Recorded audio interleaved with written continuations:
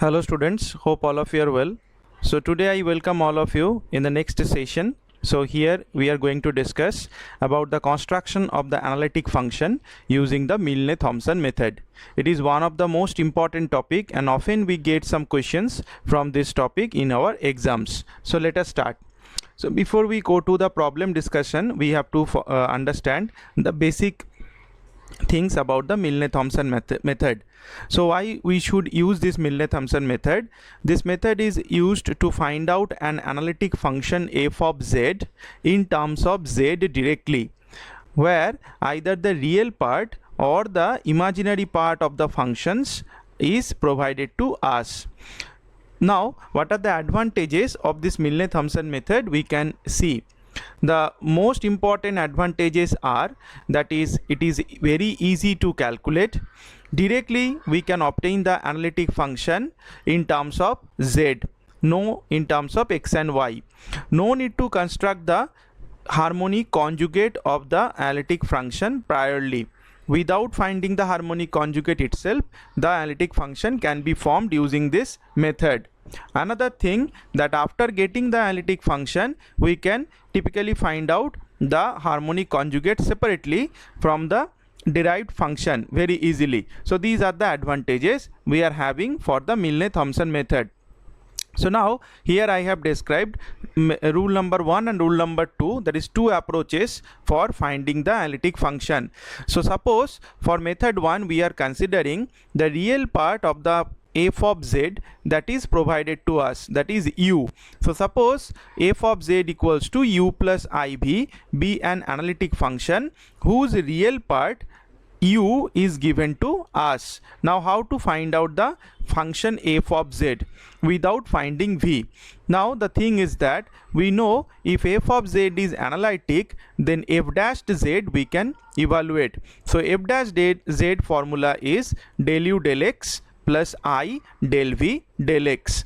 Now since f is an analytic function, so obviously it will satisfy the Cauchy-Riemann equation. What is the Cauchy-Riemann equation? In Cartesian coordinate system, that is del u del x equal to del v del y and del u del y equals to minus of del v del x. So in place of del v del x, what we have obtained in f dash z, we have to replace this del v del x by del u del y, because only u is provided to us, no v is there. So what is the value of f dash z we will obtain? That is equal to del u del x minus I del u del y. Why? Because del u del y equal to minus of del v del x. In place of f dash z, where we are having plus I del v del x, we have substituted the value in terms of y, u. So it is coming minus I del u del y. Now we have to consider two new function. One is phi 1, another is phi 2. This choice is very crucial and you try to remember this choice in your exam. So del u del x we will consider as a function phi 1 xy and del u del y we consider as function phi 2 xy.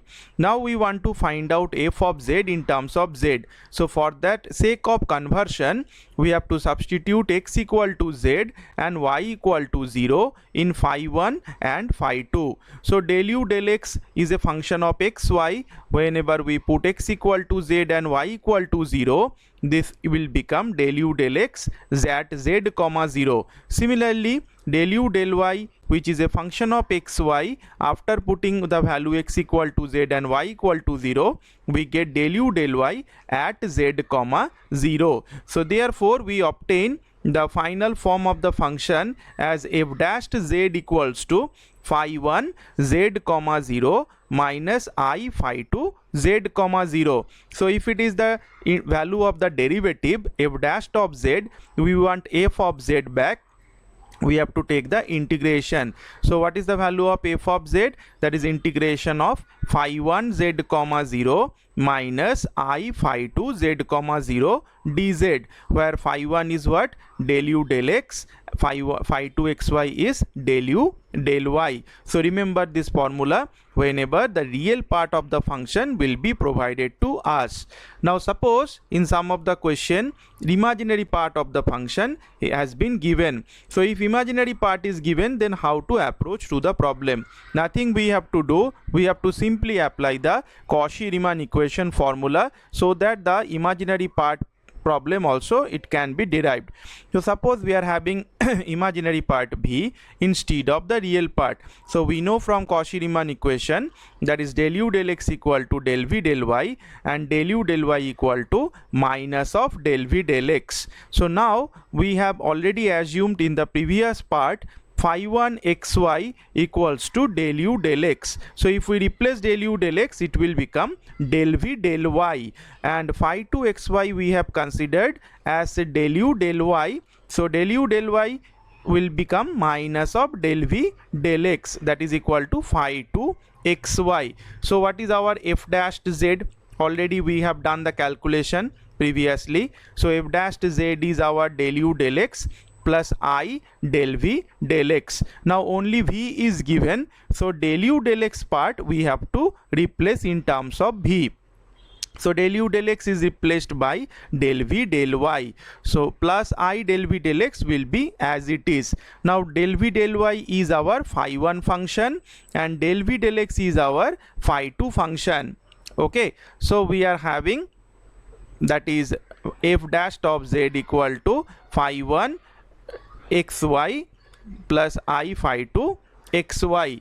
So we are having f dash of z equal to phi 1 z comma 0 plus I phi 2 z comma 0.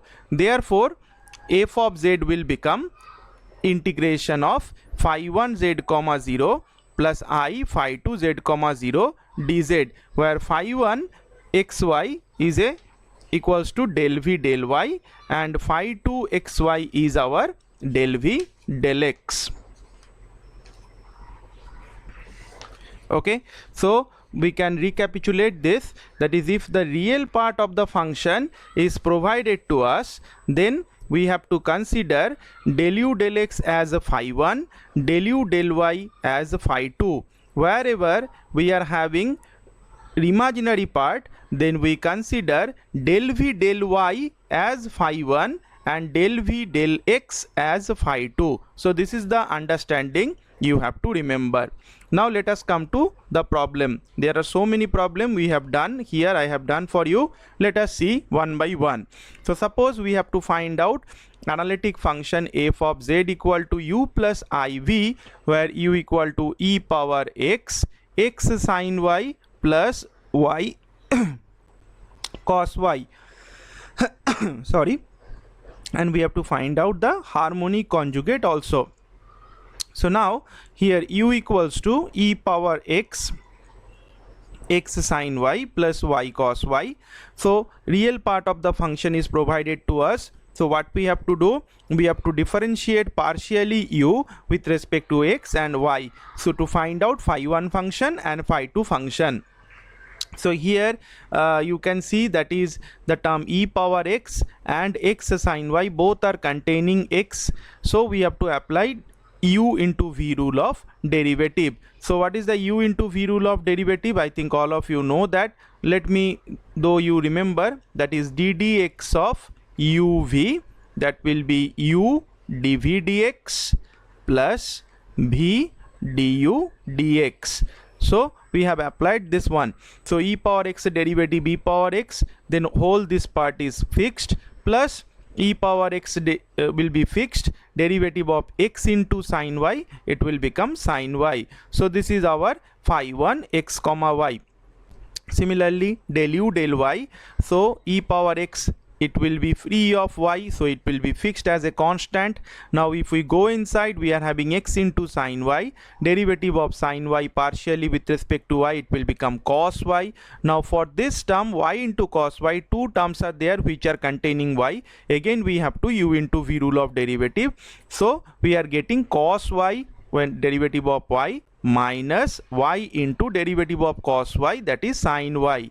Okay, so that is our function phi to xy. Now what we have to do, we have to put x equal to z and y equal to 0 in phi 1 xy and phi 2 xy. So phi 1 z comma 0, it will become e power z, z into 0 plus 0 into 1 plus e power z into 0. Simply substitute x equal to z and y equal to 0 everywhere. So we get phi 1 z comma 0 value completely 0.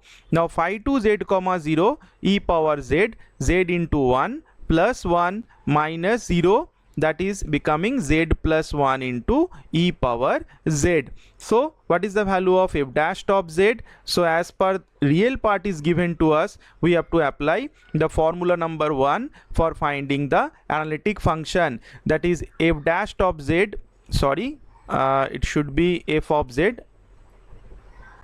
It is not f dash z because already we have done written the integration. If we do not write down the integration, then it should be f dashed. Okay, so f of z is what? Integration of phi 1 z comma 0 minus I phi 2 z comma 0 dz, which we have obtained from the formula number 1.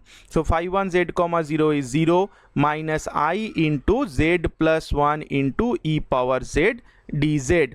So now minus I can be taken outside, but here two functions are coming which are function of z, and we have to do the integration. So we have to apply the rule of by parts, that is integration of uv dx. So if u is our first function, so u into integration of v dx minus integration of d dx of u integration of v dx whole dx, that is the rule for by parts. So here we consider polynomial, here we have to use Euler formula, okay, to choose the first function and second function. Since z plus 1 is polynomial, so it will come as a first function, exponential function will be second function. So z plus 1 is coming outside, integration of e power z dz minus integration of d dz of polynomial function, that is the first function, integration of e power z dz whole dz. So after doing this, we are having z plus 1 e power z minus d dz of z plus 1 is 1, integration of e power z is z. So outer integration only we have to perform, e power z dz. So finally we obtain z plus 1 e power z minus e power z plus constant. Why we are writing this constant? Because the integration is here, that is indefinite integral. So ultimately we can simplify this, z plus 1 e power z minus e power z, so it will come minus iz e power z plus constant c. So by this way we can obtain our analytic function f of z. So now suppose with the question it is coming as find out the harmonic conjugate. So how to calculate the harmonic conjugate? After getting f of z, you simply put z equal to x plus iy, and then you split the function and try to find out the real part and imaginary part. So since our function is minus iz e power z, so I have put I minus I x plus iy e power x plus iy plus c. So minus I x plus iy e power x plus iy, that is e power x into e power iy. E power iy can be split as a Euler's formula, that is cos y plus I sin y. Now simply we have multiplied and separate the real part and imaginary part, that is those terms which are coming with I and those terms which are not coming with I. So ultimately we have minus I e power x x cos y minus y sin y plus e power x x sin y plus y cos y. If you remember, this function was given to us as the real part. So what is the harmonic conjugate of this? The separate one, that is the next one which is coming with the imaginary part. So what is our v function? Minus of e power x x cos y minus y sin y plus c. So this is the harmonic conjugate of u. Simply we have to split the function, separate the real part and imaginary part, so we can find out the harmonic conjugate of one part of another. Now let us try to find out some question for next form. So suppose we have to calculate the analytic function whose imaginary part is given to us, minus y cube plus 3x square y plus 6xy.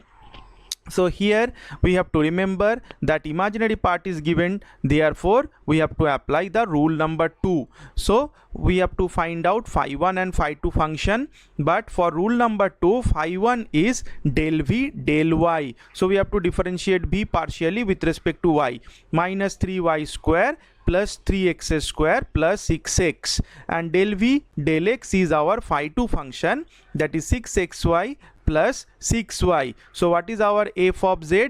That is phi 1 z comma 0 plus I phi 2 z comma 0 dz. So now we have to put x equal to z, y equal to 0 in the phi 1 and phi 2 function. Therefore we are having f of z equals to, that is simply minus 3 into 0 plus 3z square plus 6z plus I into 6 into 0 plus 6 into 0, so it terms it's going to be 0 only from phi 2. So ultimately we got integration of 3z square plus 6z dz. We can integrate it, z cube plus 3z square plus c. So this is going to be our analytic function in terms of z. So we have applied the formula number 2, since in this question imaginary part is given to us. Now we come to the most important questions which usually we get in our exam. Except this real part, imaginary part, it can be given as a relation between u and v. Then how to approach to the problem?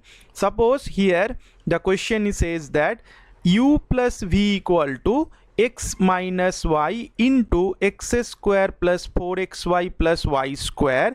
Then we have to find out the analytic function f of z.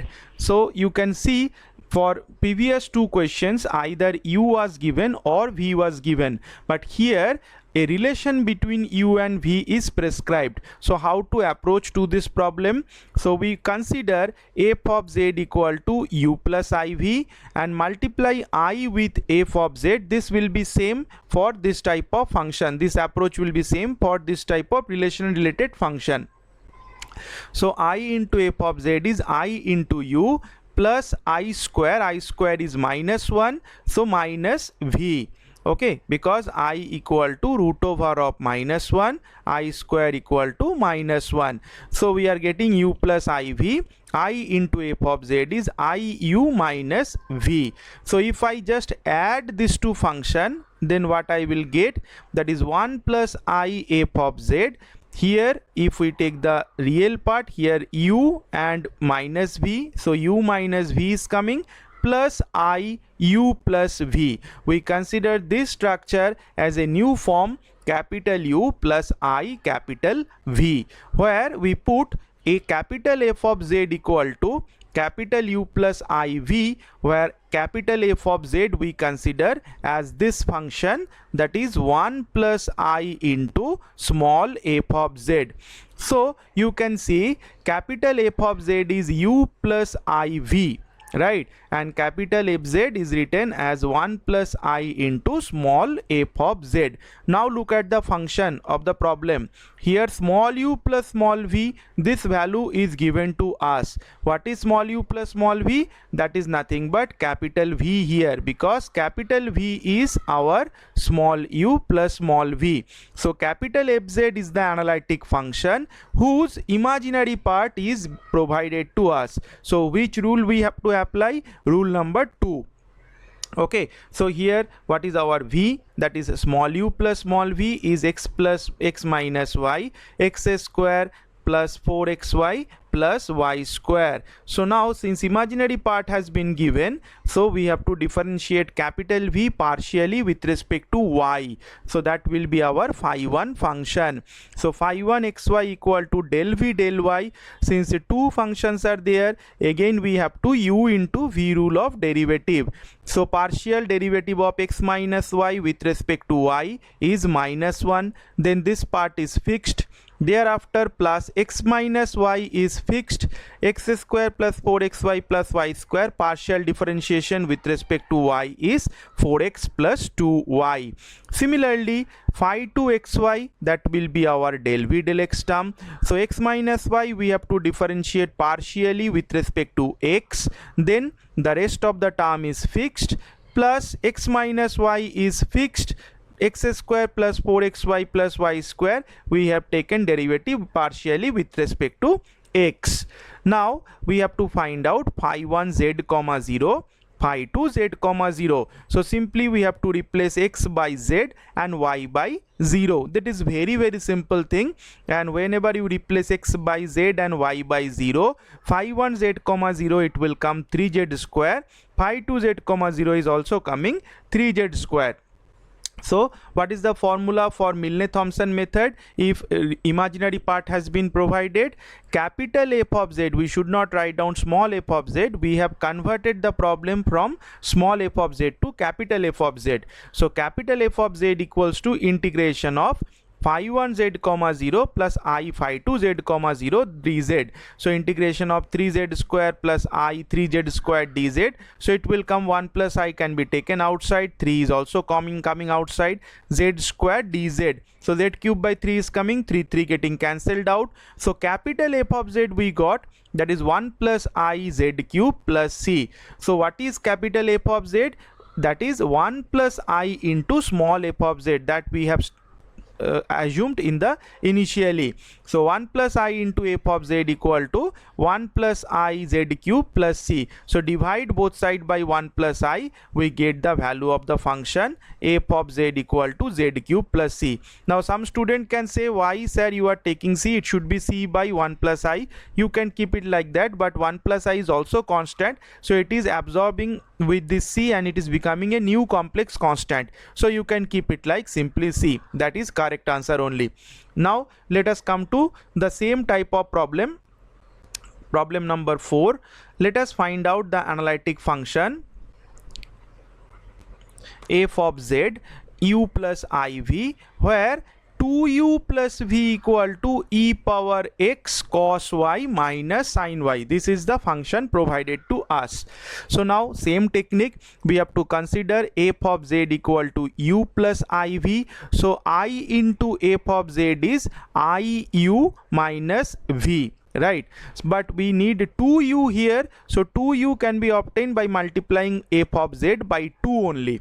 So 2f of z is 2u plus I 2v, and I f of z, if we take minus sign, minus I f of z, this is coming minus iu plus v. For the sake of this structure we are doing this calculation. Okay, now if we just add this to what we are getting, 2 plus I into f of z, 2u plus v. Now you can see 2u plus v is coming, which is given in the question itself, 2u plus v plus I 2v plus minus u. So we consider this whole structure as a new function, capital U plus I capital V. So if we just compare this one, so capital U is 2u plus v, capital V is 2v minus u. But in this question, since 2u plus v is given, so basically capital U is given here. So what is the value of capital U? E power x cos y minus sin y. So real part of capital F of z function has been provided. So we have to apply formula number 1 of the Milne Thomson method.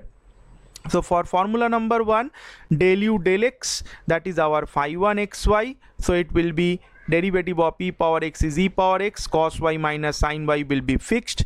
Phi 2 xy is del v del u del y, that is e power x is fixed, derivative of cos y is minus sin y, minus of derivative of sin y is minus cos y.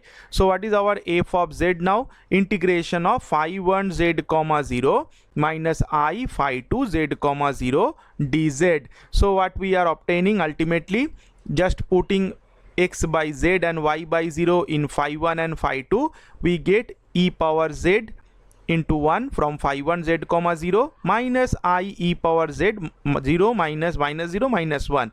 So you can see from here 1 minus I is a constant which can be taken outside. E power z integration we have to do. So ultimately capital F of z value we are getting from here, but capital F of z we don't want, we need small f of z. So what is our capital F of z? That is 2 minus I into small f of z equal to 1 plus I into e power z plus c. So just divide by 2 minus I, we get the value of small f of z. We can keep the answer like this, otherwise you can simplify it one more step, just multiplying 2 plus I with the numerator and denominator to make it rationalized, because we should not need any I in the denominator. So after doing this calculation we get the answer as 1 plus 3I by 5 b power z plus c. So this is the final answer. So let us come to today's last question, example number 5. Again similar type of question has been given.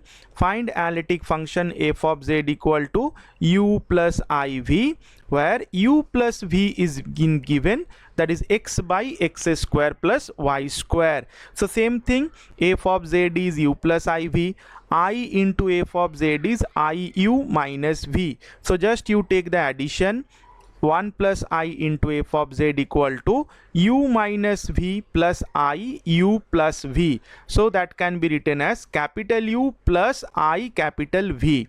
Okay, so what is given in our question here? Small u plus small v is given. So small u plus small v is nothing but our capital V, right? This is capital V. So capital V is x by x square plus y square. So we have to find out now the partial derivatives. So what is our phi 1? If the imaginary part has been given, that is del v del y. Remember this. So now we have taken the u by v rule of derivative, that is ddx of u upon v. This is equal to v into du dx minus u into dv dx divided by v square. So this rule we have applied. So we are getting phi 1 xy as minus 2 xy upon x square plus y square whole square. Phi 2 xy as del v del x. With respect to x we have to differentiate. We get y square minus x square upon x square plus y square whole square. Now what we have to do? X equal to z, y equal to 0. We have to substitute in phi 1 and phi 2. So we are getting phi 1 z comma 0 equal to 0 only, and phi 2 z comma 0 equal to minus 1 by z square. So what is our capital F of z? That is integration of phi 1 z comma 0 plus I phi 2 z comma 0 dz. Why we are writing this formula? Because imaginary part of the function has been given, so we are applying formula number 2. So ultimately we have to integrate this, okay, with respect to dz, and we are getting the answer as I by z plus constant c. This is the value of capital F of z, but we need our small f of z. What is our capital F of z value in terms of small z? That is 1 plus I into small f of z equal to I upon z plus c. So we have to divide by 1 plus I on both sides. So ultimately after doing the calculation little bit, we are getting the value of small f of z equal to 1 plus I by 2z plus constant c. So these are the problems and these are the approaches towards the Milne Thomson method. Thank you all.